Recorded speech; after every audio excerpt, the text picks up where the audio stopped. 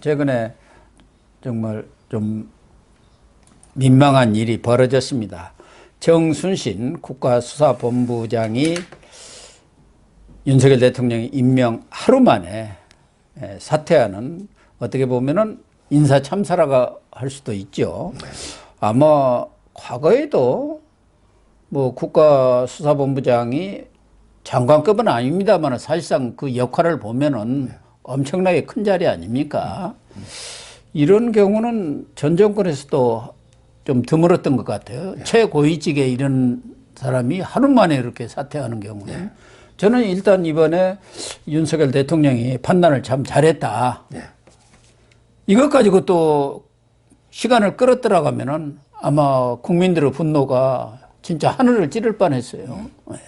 잘하는 근데 뭐 안타깝죠. 뭐 정순신 제안들에게 그 사적으로는 이게 대학 선배고 잘하는 분 아닙니까? 근데 이제 문제는 하다게 정순신에 대해서는 이제 그 비난의 십자포화를 많이 퍼부가지고 이쪽 저쪽에서 다 이제 그 알고 있으니까 제가 이게 반복할 필요는 없을 거고요. 다 이제 시청자분들도 그 문제는 알고 있잖아요. 대부분 다 알고 있죠. 근데 저는 이제 궁금한, 제가 말하고 싶은 거는 과연 이게 그 자녀 문제 공직을 어디까지 책임 물을 거냐, 예를 들어 이게 임명직만 물을 거냐, 아니면 이게 그냥 선출직은 또 이게 어느 정도까지 책임을 물어야 되느냐, 이런 것도 이게 저는 한번 의논을 해봐야 된다 봐요. 예를 들어 이게 뭐 선출직도 이게 저는 공개해서 국민들이 투표하기 전에 이게 공개해도 되는 건지, 아니면 이게 뭐 선출직은 사생활이니까 무조건 이게 묻어야 되는 건지, 이런 걸 이게 저는 한번 의논해보고, 그 점에서 제가 이제 그 이재명 아들랑 이야기했잖아. 이재명 아들에게 공개를 했으니까 이미. 근데 저는 이재명도 침묵이지만 정청래가 침묵하잖아요. 그 중학생 아들이 뭐 사고를 그렇게 자꾸 치나요? 뭐 언론 보도는 그렇게 나와요. 정청래가 이제 그 수석 최고위원인데요. 저는 이런 부분 그때 당 경선할 때 저는 이거 까발리도 저는 공익이라 봐요. 이게 사생활이 아니란 말이에요. 저는 선출직이라도 그러면 이게 자식 문제가 심각하면 부모가 책임이 있으면 이게 공적인 일이니까 우리 유튜브나 비판해도 된다 봐요. 그래서 제가 여기 정청래도 이게 최고위원 아닙니까? 공익이잖아. 따라서 제가 정청래 아들 문제를 공개적으로 제기하는 겁니다. 너는 이게 떳떳하냐? 이 문제를 제기하는 거예요. 제가 근데 그 정청래 사건하고 원문도 이게 다 가져왔습니다. 원문. 아마 이제 그 2015년 이야기. 정청래가. 야, 정청래가 근데 2015년에 자기 아이하고 피해 학생 있잖아. 중학교 아마 이게 12살 땐 그때 중학교 1학년이나 뭐 된. 근데 자기 아들이 아마 이게 피해 학생한테 계속 익명으로 이게 뭐 어떻게 부적절한 메시지 있잖아. 이걸 이게 계속 보낸 거죠. 아들이 아마 여자를 괴롭혔겠죠.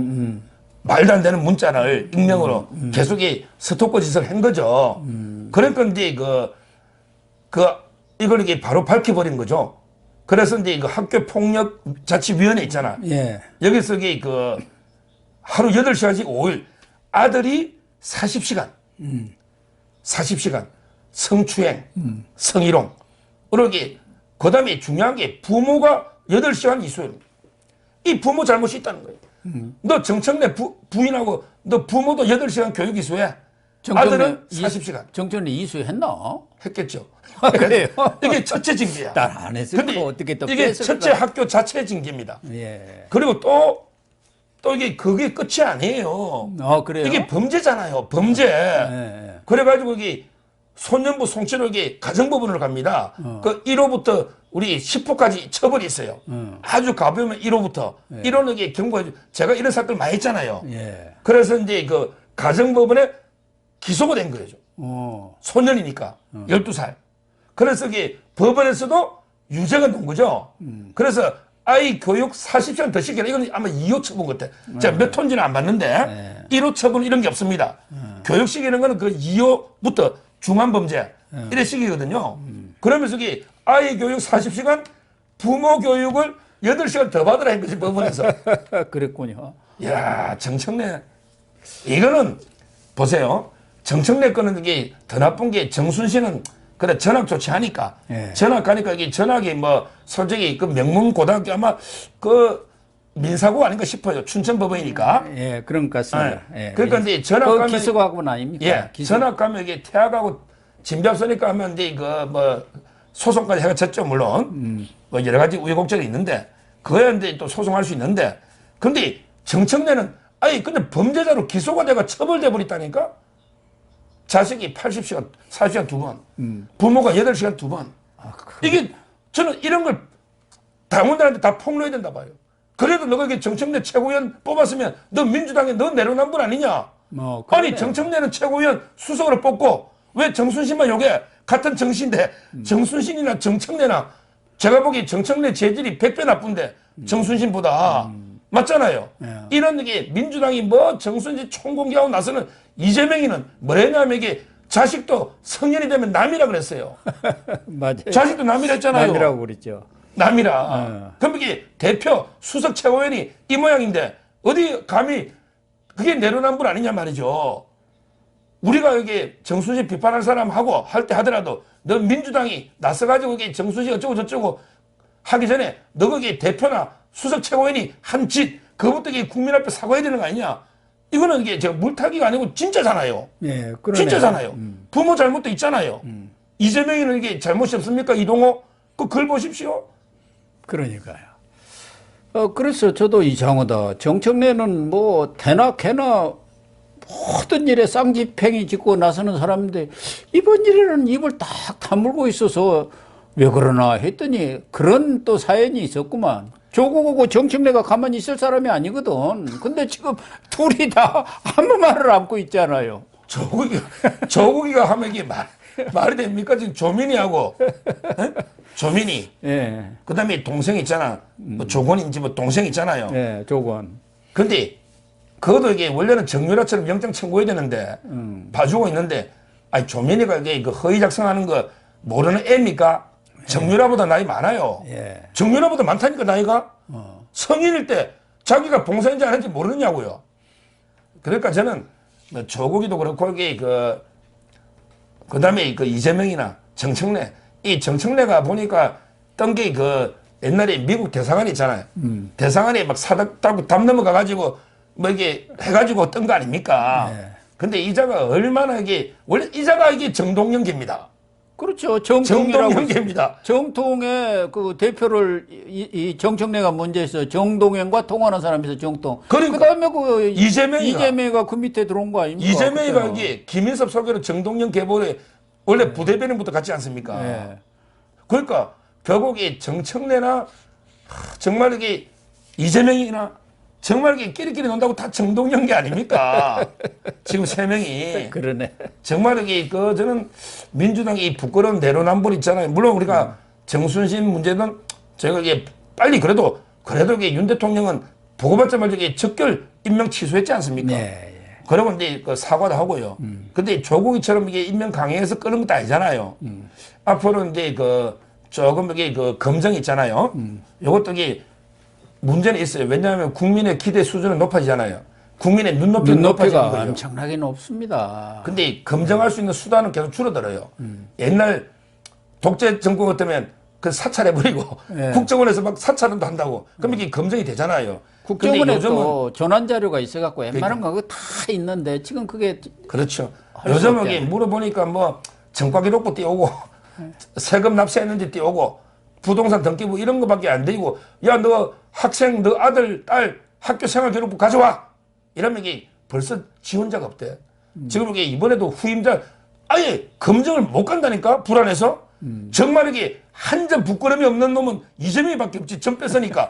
근데 나머지야 한 점 부끄럼이 없을 수가 없잖아. 이것도 이게 그렇죠. 앞으로 이게 좀 합의를 도출해서 예. 어느 정도까지 요구하고 검증해야 될지 저는 이게 좀 기준을 만들어야 된다 봐요. 예, 아주 옳은 지적이시고요. 또 하나는 이 인사 검증 라인이랄까 인사 라인이 너무 이 검사들 위주로 되어 있는 거 아닌가. 지금 대통령실에 인사기획관 그 복덕이 씨도 검찰 사무국장 어떤 사람 아닙니까? 그리고 인사비서관, 공직기강 비서관 이런 사람들 다 검찰에서 하고 있고 검찰 출신들이란. 특히 이제 법무부 산하의 인사정보관리단. 여기 뭐 단장은 직업 공무원 출신이지만 그래도 검사들이 그거 다 하고 있지 않습니까? 이러다 보니까 아무래도 좀 제 식구 봐주기랄까 설렁설렁한 것 아닌가 하는 생각도 들고, 윤석열 대통령이 뭐 꼭 그랬으리라고는 생각을 않지만 과거 이런 경험으로 보면은 과거 역대 대통령이 어떤 의중이 있는 사람이 있지 않습니까? 그러면 그 사람 좀 한번 어떤지 한번 알아보세요. 한번 밑에 사람은 네 알겠습니다 그러잖아요. 그래가지고 그냥 대충 대통령 뜻이야. 그 밑으로 내려가면 그냥 뭐 검증도 거의 안 해버리지 않습니까? 그러니까. 혹시 이분의 경우도 그런 일이 있었다고 한다면은 대통령실에서도 좀 미흡한 점이 많이 있었다 이렇게 인정을 했기 때문에 정말로 효율적이고 정말 실증적으로 검증할 수 있는 그런 제도를 마련하는 게 옳다 그런 생각은 듭니다. 예, 저도 근데 이거 뭐 옛날에 문재인이는 뭐 자기 변호사 사무실에 그냥 변호사를 했지 않습니까? 그렇죠. 뭐 이게 근데 뭐 저희가 과거를 답습할 필요는 없고요. 예. 옛날에 박근혜 대통령 때도 저는 그 비서관 3명 있잖아요. 예. 안봉건, 예. 그다음에 정호성, 그다음에 이재만 아닙니까? 예, 예. 그런데 보좌관 3명을 그대로 비서관 3명 쓰면 견제 균형이 안 돼요. 예. 견제와 균형. 그러니까 이제 그 3명이 다 정윤회 임명하면 최서원 씨, 최순실 들어갈 때 이 견제가 안 되잖아요. 이게 우리 불행의 시작이었거든요. 네, 그렇습니다. 따라서 이제 그 견제와 균형이 되려면 그러면 이제 거기에 검사 출신만 인사기획관, 인사비서관, 그다음에 공직기관 비서관, 그다음에 검정, 전부 이게 검사 출신은 조금 이게 저는 한번 고민해봐야 된다. 예. 왜 그러냐면 이게 물론 대통령 입장에서 편하죠. 왜냐하면 이게 오랫동안 복두기식 그냥 들고 있었으니 그냥 객관적으로 일처리 하니까 편할 수는 있는데, 그렇지만 이제 또 그 밑에 인사 비서관 기획관이 다 검사 출신 아닙니까? 그다음에 검증도 검사가거든요. 따라서 저는 아마 이제 견제 균형 차원에서 인사 전문가 있잖아요. 공무원, 직업 공무원 중에 인사 전문 공무원을 한 명을 연합는다든지 아니면 이게 좀 다양화시키 보는 그러면 이게 내부에서도 견제 균형이 될 거 아닙니까? 이런 걸 한번 이게 고민을 좀 해봐야 될 것 같아요. 그러다 보니까 지난번에도 그 송홍열 공정거래위원장 이분도 아마 서울법대 무슨 교수 아니었습니까? 네, 고시 상관왕입니다. 예. 그러다 보니까 그때 성추행 사실 이런 것들도 좀 숨겼는지 그냥 검증을 부실하게 해가지고 결국은 또 낙마하면서 윤석열 대통령의 리더십에 좀 상처를 주었고, 그렇죠. 인사 문제에 대해서 여러 가지 비판의 목소리가 나오게 했지 않습니까? 네, 그때 이거 성희롱 발언입니다. 예, 추행은 아니고. 예, 성희롱. 희롱. 예, 학생들한테 그런 희롱 발언. 그래서 말씀하신 대로 견제와 균형이 될 수 있도록 좀 이 인사 라인을 재점검을 하고, 이 인사검증단 이것도 그냥 지금 인사혁신처가 있으니까 거리 넘기는 게 더 낫지 않겠느냐. 거기서 제대로 오면 되지 꼭 그걸 법무부에 둘 필요는 없지 않나 하는 생각도 들어요. 아니면 차라리 대통령실로 가져오던가. 지금 민정수석실에 없다 보니까 과거보다도 더 이런 검증 부분이 좀 미흡한 거 아니냐는 얘기가 나오니까 차라리 인사정보관리단을 뭐 대통령실 두어도 되지 않습니까? 뭐 지금 이제 그 대통령의 뜻은 민정수석실을 부활 안 하겠다. 예. 이거는 이제 확고한 거고요. 여기서 이제 그 하나 조심할 게 야당은요. 전부 이게 그 한동훈 장관을 자꾸 비판하는데 그건 잘못된 거예요. 제가 한동훈 장관을 옹호하는 게 아니고요. 한동훈 장관이 이제 인사검증단은 절대 내가 관여 안 한다. 네. 이미 천명했고요. 실제 독립적으로 운영되고 있어요. 네. 그런데 이제 법무부에 소속만 돼 있지 독립적으로 인사검증관리단이 운영되고 있다. 따라서 이제 전혀 관여 안 한다는 걸 말씀드리고, 자꾸 야당은 뭐만 있으면 이게 기성전 한동훈이야. 기성전 한동훈. 예. 이건 아니다. 저는 그 말씀은 이게 팩트이기 때문에 드리는 거예요. 네. 어쨌든 인사가 만사라고 하지 않습니까? 인사가 잘못되면 이제 만사가 아니라 망사가 되는 거거든요. 그러니까 과거 정권에도 그런 인사가 망사된 경우가 많아가지고 정권이 결국은 흔들을 하고 여러 가지 어려움을 많이 당했기 때문에 이번 이 정순신 파문이랄까 이 부분에 대해서는 정말 윤석열 대통령이 좀 전화 위복의 계기로 삼아야겠다 그런 생각은 듭니다. 네. 근데 이거 한마디만 보태면 그 언론 KBS가 이게 다 단독으로만 했거든요. 예. 이번 거. 예. 새 꼭지나. 근데 이자들도 문제인 게요. 제가 KBS 이사 박사님도 저하고 했지만 이걸요. 5년 전에 KBS가 보도회가 정순신 알고 있었어요. 알고. 근데 이번에 3배수에 정순신 들어가면서 유력하다. 이런 게 보도가 많이 나왔거든요. 그때는 왜 입을 그때 이게 검적에 보도했으면 윤 대통령이 임명했겠습니까? 그러니까요. 그러니까 이 KBS 노조가 이 좌파 노조가 윤석열이 한번 물 먹어봐라. 이렇게 딱 그거죠. 기다리고 있었던 거죠. 예. 그러면서 그게 딱 발표하자마자 터트린 거 아닙니까? 아니 공영방송이라는 사람들에게 검열을 하려면 빨리 검사해서 보도했으면 이런 인사 참사가 안 생기잖아요. 예. 따라서 이런 이제 언론 문제도 뭐 지엽적일 수도 있지만 이게 지적해 둡니다. 지역적인 게 아니고 지금 한상혁 방통위원장이 수사까지 받으면서도 안 물러나고 있고 그러다 보니까 지금 KBS라든가 MBC는 이번에 무슨 주식인가 그걸 뭐 억대를 받은 사람이 사장이 선임돼 갖고 논란이 많고 KBS는 문재인 임기 말에 이사진 교체하고 사장 교체한 사람 아닙니까? 그러다 보니까 이번의 경우도 자기들이 미리 검증 때 그런 보도를 했으면은 이런 문제가 안 생기는 거 아닙니까? 그러니까 우리 속된 말로 악살 먹으려고 이렇게 감춰두었다가 팡 터뜨린 거예요. 그렇습니다. 예. 그래서 참 이 방송 개혁이랄까 이 부분에 대해서도 좀 더 속도를 내야 하지 않겠나 하는 생각이 듭니다.